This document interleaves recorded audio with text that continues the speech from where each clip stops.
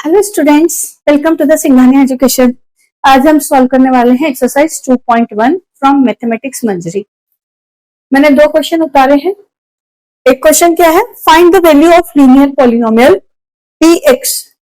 px given है, px 5x minus 3। इसकी आपको क्या निकालना है, वैल्यू निकालना है। तो इसमें उन्होंने तीन पार्ट दिए हैं। अगर x इक्वल टू 0 है तो इस पॉलिनोमियल की वैल्यू क्या होगी, x इक्वल टू -1 है तो इस पॉलिनोमियल की वैल्यू क्या होगी। मतलब वही बात है कि अगर मैंने इनपुट इस मशीन में डाला 0 तो इसका आउटपुट क्या होगा। तो बात क्या है, x equal to 0, first part ले रही हूं। अगर मैंने इस पॉलिनोमियल में x की वैल्यू डाली है 0 तो यहाँ p0 will be equal to 5 into 0 minus 3, this gives 3 minus 3। तो जब मैंने इस पॉलिनोमियल का इनपुट 0 डाला है तो आउटपुट मिला है मुझे -3।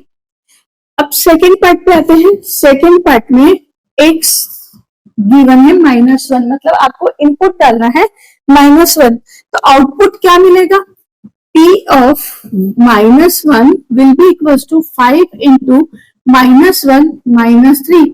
5 into -1 minus 5 minus 3 and this gives -8.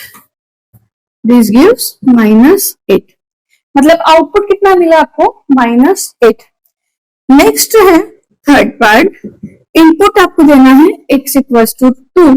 तो इस पॉलिनोमियल का आपको क्या निकालना है, आउटपुट निकालना है, मतलब आंसर निकालना है। तो अगर मैंने इसमें 2 दिया है, x की वैल्यू 2 दी है तो 5 इंटू 2 माइनस 3, 10 माइनस 3 कितना आया है, 7। तो इस तरह से बहुत सिंपल है, जो भी वैल्यू गिवन होती है x की वो इस पॉलिनोमियल में हम डालेंगे और सॉल्व करने के बाद जो आंसर होगा वही इस पॉलिनोमियल का आउटपुट होगा। अगर हम एज ए फंक्शन बात करें या हम पॉलिनोमियल के वे में बात करें तो वही उसका क्या होगा, पॉलिनोमियल की वैल्यू होगी। तो ये इस तरह से हम फाइंड करते हैं। अब क्वेश्चन नंबर 2 में उन्होंने दिया है क्वाड्रेटिक पॉलिनोमियल। तो ये भी बहुत सिंपल है। दो इसका एक पार्ट करके बता देती हूँ। क्वेश्चन नंबर 2 का solution number 2, solution of question number 2। Polynomial आपको गिवन है एस में 7s² माइनस 4s प्लस 6। अब यह हमको साफ साफ दिख रहा है कि इनपुट दिया है उन्होंने 0, मतलब एस क्या रखना है हमको, 0। तो आउटपुट क्या हो जाएगा, p of 0 will be equal to 7 into 0² minus 4 into 0 plus 6। 0 का मल्टीप्लाई करेंगे 0 तो ये 0 का मल्टीप्लाई करेंगे 0 प्लस 6, तो इसका आउटपुट आपको मिल रहा है 6। Now moving to the second part. Second part में इनपुट आपको डालना है -3। तो p की जगह मैंने क्या, s की जगह मैंने क्या किया है, -3 को प्लेस किया है। तो क्या होगा यहाँ पे, 7 माइनस 3² माइनस 4 माइनस 3 प्लस 6। -3 का स्क्वायर 9, क्योंकि किसी का भी नेगेटिव या पॉजिटिव हर नंबर का स्क्वायर पॉजिटिव होता है। तो 7 इंटू 9 माइनस, ये माइनस और ये माइनस मिलकर प्लस हो जाएंगे, एंड 4 3 12 प्लस 6।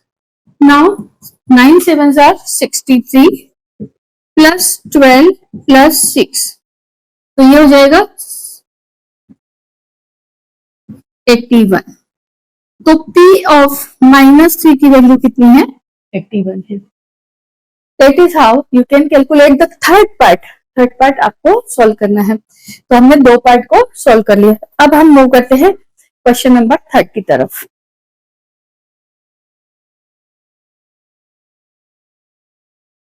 क्वेश्चन को पढ़ते हैं और समझते हैं कि क्वेश्चन क्या कह रहा है। The present age of Salil's mother is 3 times of Salil's age। आप इस तरह के क्वेश्चंस थोड़े थोड़े सीख करके आते हैं, किस तरह से स्टेटमेंट को बनाना है। अगर मान लो आपको मदर की एज और उनके बच्चे की एज में कोई रिलेशन दिया है तो ऑब्वियसली बच्चा छोटा होगा।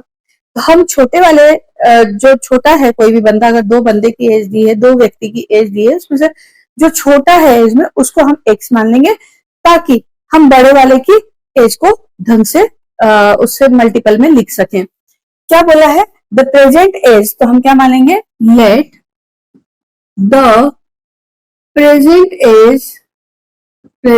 एज ऑफ सलील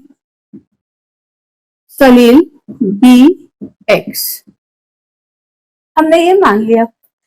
तो हर mother's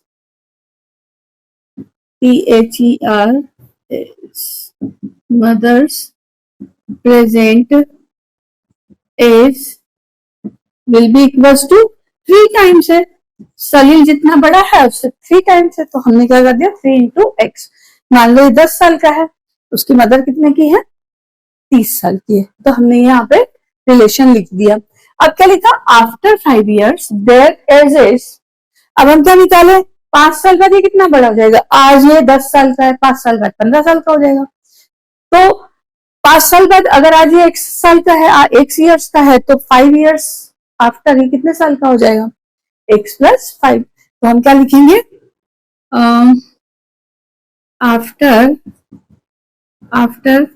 5 years Salil's age will be equals to x plus 5। Similarly उसकी मदर की भी तो एज 5 साल बढ़ेगी, तो हम यहाँ पे क्या कर सकते हैं?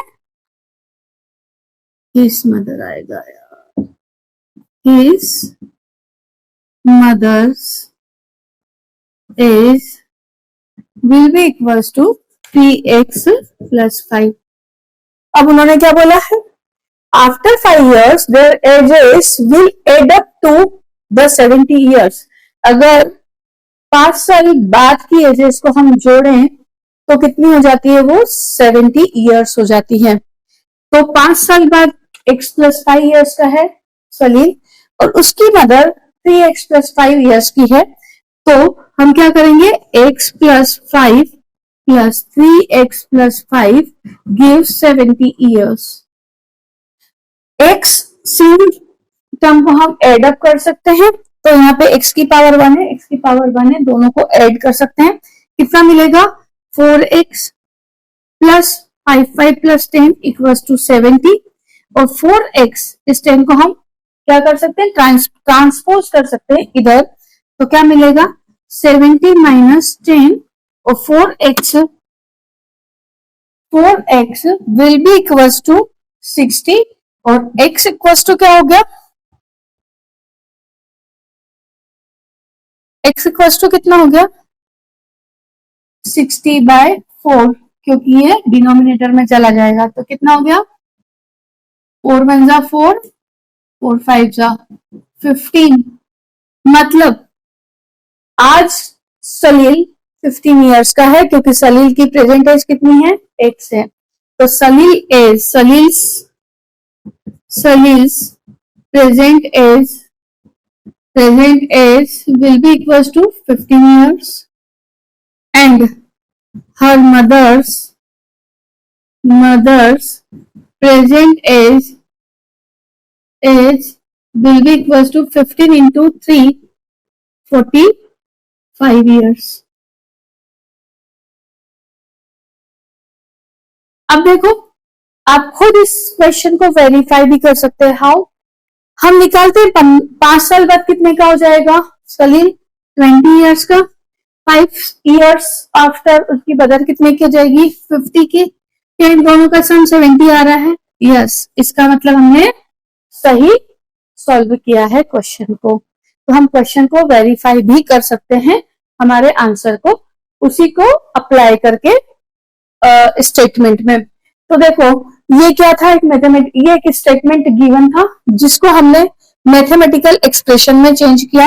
यहाँ पे हमने मैथमेटिकल एक्सप्रेशन में चेंज किया, और इस मैथमेटिकल एक्सप्रेशन की हेल्प से हमने क्या किया? आंसर को फाइंड कर लिया, जो क्वेश्चन हमसे पूछा गया था। ध्यान से पढ़ेंगे। क्वेश्चन क्या है? The difference between 2 positive integer is 63। 2 positive integer का डिफरेंस 63 है। लेट सपोज मैंने मान लिया, मैं आपको समझाने के लिए बता रही हूँ कैसे करना है। लेट मैंने मान लिया कि एक इंटीजर है x और दूसरा है y, और मैंने ये भी मान लिया कि x है ग्रेटर देन y, क्योंकि जब डिफरेंस लेना होगा तो हमको ग्रेटर और लेस मानना पड़ेगा। तो इन दोनों का डिफरेंस कितना है? इन दोनों का डिफरेंस है 63। तो हमको यहाँ पे दो वेरिएबल मानना ही नहीं है, एक ही वेरिएबल से सॉल्व करना है, तो मैं एक ही वेरिएबल से कराऊंगी। बस मैं आपको मानने का तरीका सिखा रही हूँ। अगर डिफरेंस दिया हो तो हम दो अलग अलग वेरिएबल मान लेंगे रफ में, और फिर क्या करेंगे, उसका डिफरेंस लिख लेंगे। अब देखो, एक वेरिएबल एक्स है तो दूसरा कितना हो जाएगा, देखो दूसरा y है तो यहाँ से y की वैल्यू निकाल लेते हैं। क्या हो जाएगा, -y equal to 63 minus x. अब दोनों तरफ माइनस का मल्टीप्लाई कर दो तो क्या हो जाएगा, y equal to x minus 63। ये प्लस का था, ये माइनस का हो गया, माइनस का था प्लस का हो गया। तो हमारा एक इंटीजर क्या हो गया, x, और दूसरा इंटीजर क्या हो गया, x माइनस 63। ये बहुत इंपॉर्टेंट है, किस तरह से हमको लेट करना है, लेट करना ही इंपॉर्टेंट होता है। तो हम यहाँ पे क्या बोलेंगे, लेट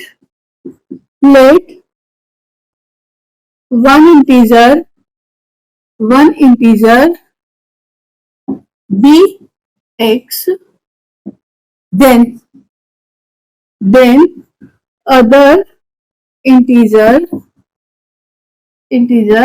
b x माइनस 63। अब आप इन दोनों का डिफरेंस निकाल के देखो क्या 63 आता है। तो देखो यहाँ पे हम x माइनस 63 करेंगे तो क्या होगा, x minus x plus 63, x से x कैंसिल हो गया, 63 आ गया ना। इसका मतलब हमने सही एज्यूम किया है। एजम्पशन बहुत इंपॉर्टेंट है, सही तरीके से टिक करना। तो मैंने आपको यहाँ पे सिखा दिया है कि इस तरह से हम टिक कर सकते हैं, नहीं तो गलती होने की पॉसिबिलिटी है। एडिशन में गलती नहीं होती है लेकिन सब्ट्रैक्शन वाली चीज में हो जाती है, इसलिए ध्यान से एजम्पशन करना है। अब यहाँ पे क्या बोला कि इन दोनों का इसका और इनका डिफरेंस कितना दिया हुआ है, 63, और इनका रेशियो भी दिया है। तो एक नंबर हमारा x है और इसका रेशियो लेंगे x माइनस 63। बड़ा कौन सा है, हमने कौन सा बड़ा लिया था, x को बड़ा लिया था, x माइनस 63 को छोटा लिया था, वहां पे हमने एज्यूम किया था। तो जो बड़ा होगा उसका रेशियो ज्यादा होगा, तो हम क्या करेंगे, देखो रेशियो में ऑर्डर का ध्यान रखना है। तो ऑर्डर का अगर ध्यान नहीं रखोगे तो गलती हो सकती है। तो हम क्या करेंगे, x माइनस 63 रेशियो x, कितना दिया है उन्होंने, 2:5, क्योंकि बड़े के साथ में बड़ा नंबर, छोटे के साथ में छोटा नंबर लेना पड़ेगा। तो यहाँ पे आ गया 2/5, 2:5। आपको पता है हम इस तरह से करते हैं। अब क्या होगा, x minus 63 upon x, this will be equal to 2/5। ये हमारा एक एक्सप्रेशन बन गया। अब वो देखते हैं लीनियर है या नहीं है, वो मालूम पड़ेगा, इसको सॉल्व करेंगे, थोड़ा सा इजी करेंगे। तो इसको हम ले जाएंगे इधर, इसको हम ले जाएंगे इधर, तो we will get x minus 63 into 5, this will be equal to 2x। 5 से मल्टीप्लाई इसमें भी करेंगे, इसमें भी करेंगे, तो कितना मिलेगा, 5x माइनस 315 gives 2x। अब क्या करें, हम x वाली नंबर को इधर ले आते हैं और बिना x वाले को उधर ले जाते हैं, तो क्या मिलेगा, 5x minus 2x equals to 315, और 3x will be equals to 315। तो x will be equals to 315 upon 3, x equals to 105। तो आपके पास में एक इंटीजर आ चुका है 105। इंटीजर को फाइंड करने के लिए क्या करेंगे, दूसरा इंटीजर था हमारा x माइनस 63, x कितना है 105 माइनस 63, तो इसको आप माइनस करोगे तो सेकेंड इंटीजर मिलेगा 442। अब आप इसको वेरीफाई भी कर सकते हो, इस इंटीजर में से इसको माइनस करोगे 63 आएगा, आ रहा है 5 में से 2 जाएगा 3 एंड 10 में से 4 जाएगा 6। तो इस तरह से हमने क्वेश्चन नंबर 4 भी सॉल्व कर लिया। अब हम क्या बोलता है, Ruby has 3 times as many 2 rupee coins as she has 5 rupee coins। उनका कहना है कि रूबी के पास में 2 तरह के कॉइन हैं, एक है 2 रूपी कॉइन, 2 रूपी कॉइन, और दूसरा है 5 रूपी कॉइन। अब इन्होंने उसमें क्या बताया है कि उसके पास 3 times कॉइन है जितने उसके पास 5 रुपीज के कॉइन है। तो मैंने क्या मान लिया कि let Ruby have x number of 5 rupee coin, 5 rupee coin। तो number of coins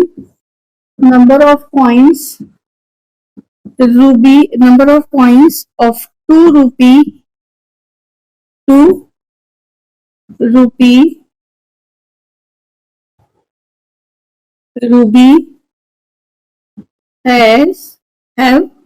will be equals to 3 into x। जितने उसके पास 5 रुपए के कॉइन थे उससे 3 times 2 रुपए के कॉइन है।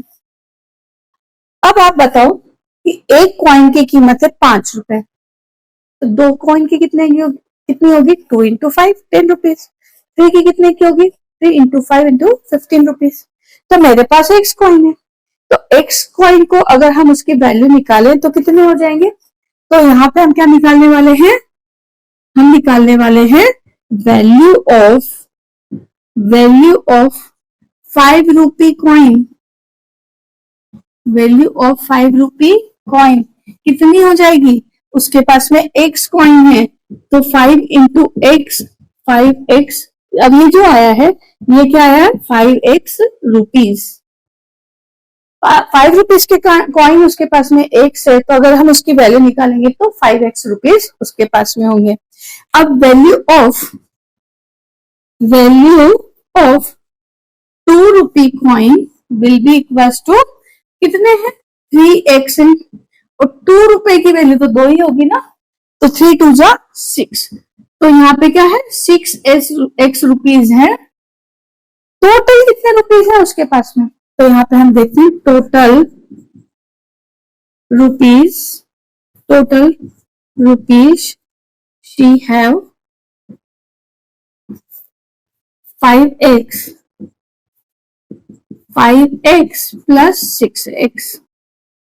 ये जो दिया है 5x plus 6x, this will be equals to 11x rupees.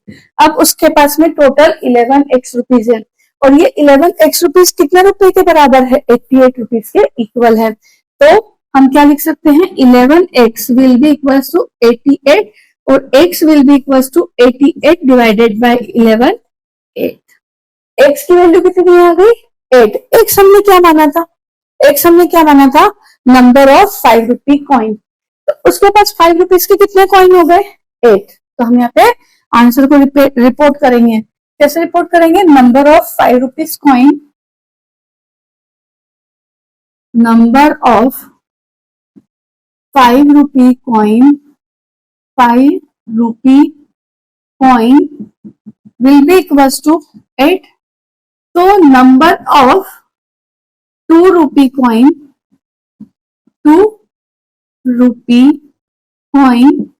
will be equals to 3 into 8 24। अब अगर इनकी वैल्यू निकालें तो 8 रुपीज 8 कॉइन है 5 रुपीज के, तो उसके पास टोटल कितने रुपीज हो जाएंगे 40 रुपीज। किससे हो जाएंगे 5 रुपीज कॉइन से, और 24 कॉइन है 2 रुपए के, तो टोटल वैल्यू कितनी हो जाएगी 48। क्या इनको जोड़ने पे 88 आ रहा है, यस आ रहा है, इसका मतलब हमने क्वेश्चन को सही सॉल्व किया है। सॉल्यूशन, क्वेश्चन क्या है, a farmer cuts a 300 feet fence into 2 pieces. एक फेंस है, उन्होंने जो फील्ड है उसके वहां पे फेंसिंग कर रखी है, उस फेंसिंग को उसने 2 पीसेस में कट कर दिया है। How he cut the pieces? He cut the pieces as the longer piece is 4 times as long as the shorter piece. जो बड़ा वाला पीस था वो छोटे वाले पीस का 4 times था। मैंने आपको बोला है कि जनरली हम छोटी वाली चीज को लेट कर लेते हैं x और बड़ी वाली चीज को उसके अकॉर्डिंग जो हमको स्टेटमेंट दिया उसके अकॉर्डिंग लिख लेते हैं मैथमेटिकल फॉर्म में। तो हम यहाँ पे क्या करेंगे, लेट द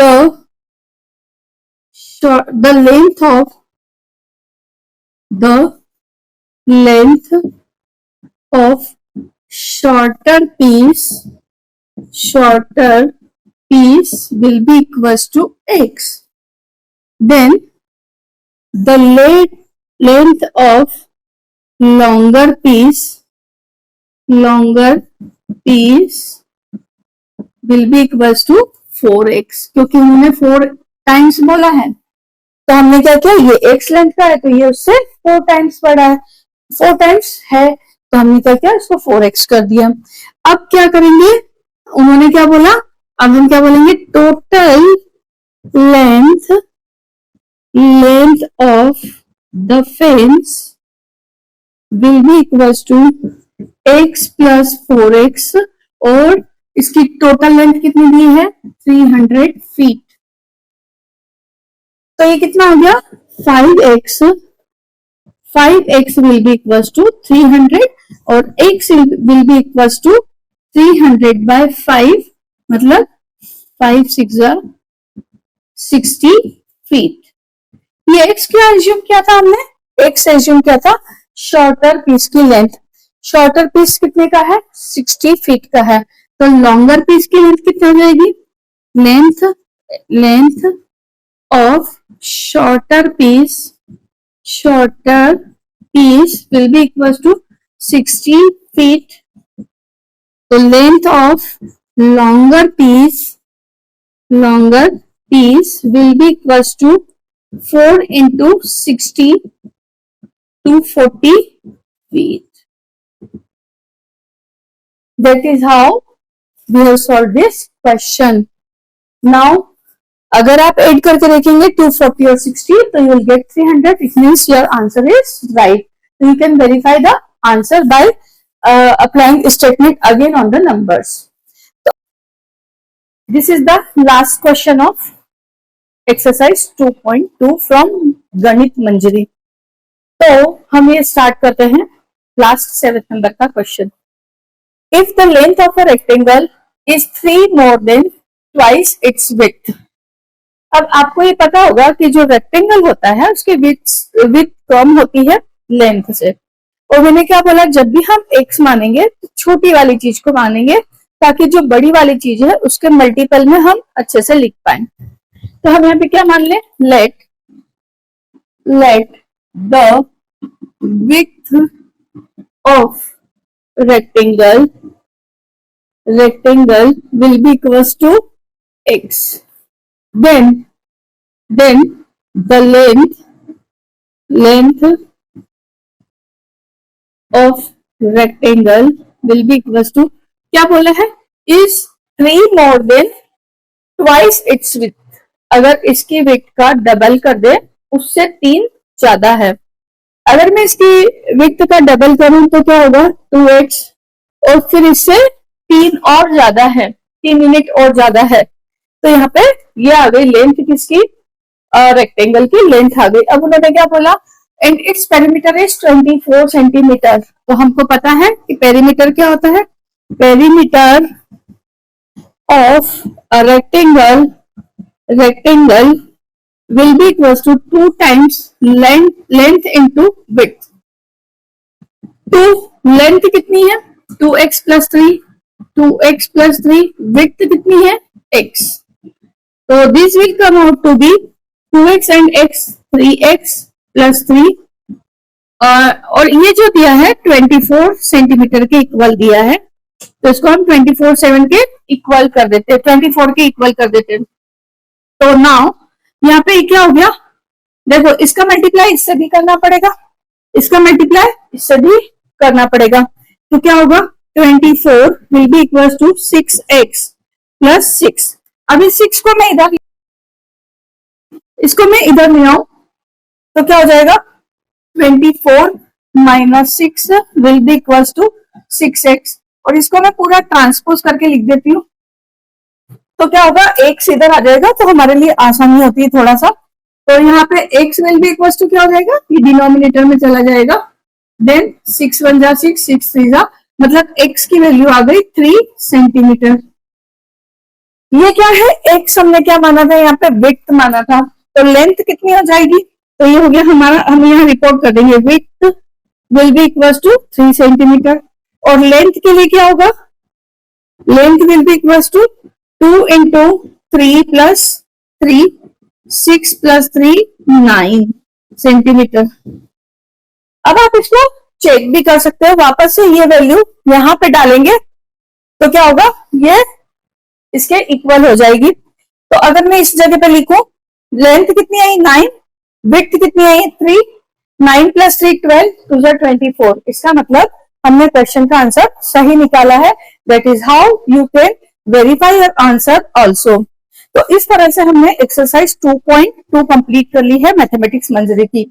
अब नेक्स्ट लेक्चर में मैं 2.3 को कवर करूंगी, उसके बाद में हम growth and linear growth and decay पे आ जाएंगे। तो ये हमें, मैंने यहाँ पे 2.2 को कंप्लीट कर दिया है।